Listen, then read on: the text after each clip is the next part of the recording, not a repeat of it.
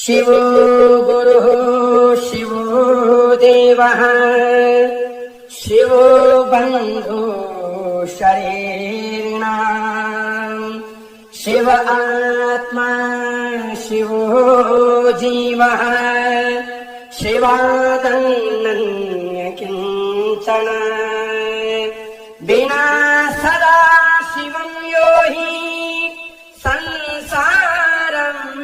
तरतुमिच्छति समूढो हि महापापी शिवद्वेषी न संशयः जेया श्रीरेणुकाचार्य शिवाचार्य शिखामणि